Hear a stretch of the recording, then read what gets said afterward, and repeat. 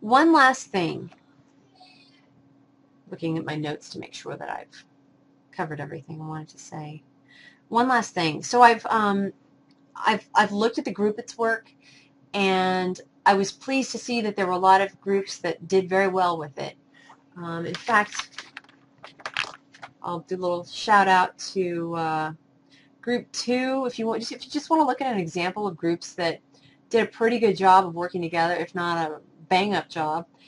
Group 2 did really well. Group 6, Group 9, and I don't have my second page handy. No. There it is. Group 9 and Group 12, the speech-language pathology group, did very well. The other groups kind of struggled with, I think part of the struggle is, what do? I don't know if I should post or not. But what you have to do in online group work, and I'm not a person, like in a face-to-face class, I am not the first person to talk. In fact, I was a very quiet student, and I still am in a face-to-face setting. I sit there and I process and I listen to what people say. That's the way I am. But, so my nature is not to be the first one to start anything up in a group discussion kind of thing. Just by nature, that's the way I've not ever been. But I've learned that you just have to kind of jump in there, and you have to take the initiative. And I know that all of you can do that, should you choose to. You just jump in, get it going, because you just don't have a lot of time. And in a group setting, you have no time to wait for other people to do things. And a lot of the time, if you just break the ice with it and start modeling for your peers, they'll jump in right after you. Over this module 4, I am going to be tightening up the Groupits assignments. I have pushed them back. You were going to be doing them right now in Module 4, but I've pushed them back. We're going to do them in Module 5, 6, and 7 now. So push them back by a module. I also thought that, because I've done this in the past with these extensive, detailed group projects, I thought that it would be more beneficial to just stop all group work during spring break. I found that the spring break throws it off and causes more problems than anything else. So let's just do assignments that are individual in nature. This module, don't worry about having discussions with anybody. No Groupit 2 stuff. That is Module 5 work.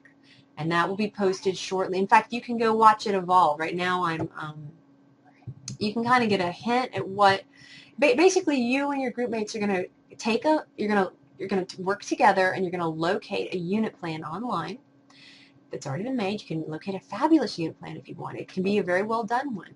You're going to use your skills of critiquing to figure out, how, if it's a bad plan, you're going to make it a lot better. If it's a really good plan, then you're going to tweak it for your particular audience.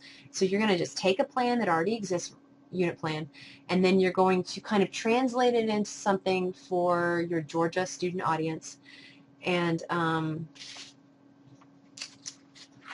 if you want to see the template for that plan, it's kind of evolving. There's a new version I'm working on. But if you go to the group 1 of the main page of K-12 Textures, and you look at the Groupit 1, 2, 3 page, that's basically the template that everybody's going to be working on across Groupits 2, 3, and 4. You're going to use the Understanding by Design template, and you're just going to build a plan.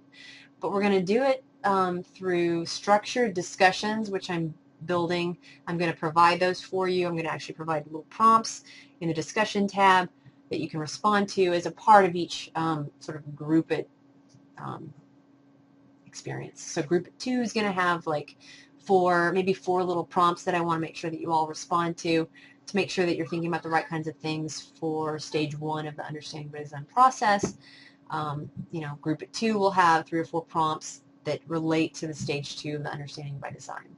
And right now I'm also preparing a few more materials to sort of support you as you go through it. I mean, this class does not go in depth at all with Understanding by Design. It's very shallow, right on the surface kind of stuff. And if you're interested in learning more about the underpinnings of Understanding by Design, access that book that you read a couple modules ago, the Understanding by Design book. Read that, and it will take you a while, and you might want to reread it after you've read it the first time. It's very good. I find it to be kind of I have to be in a quiet place when I read it, and I can't read more than about a chapter a day. It gives you a lot to think about. It's a really good framework, and it's a very thoughtful way to plan lessons, and the whole point is to try to make your designs increase student learning. So that's kind of looking ahead. I hope I've given you a good idea of what's going on, and I hope you enjoy Module 4 and your spring break. Thank you.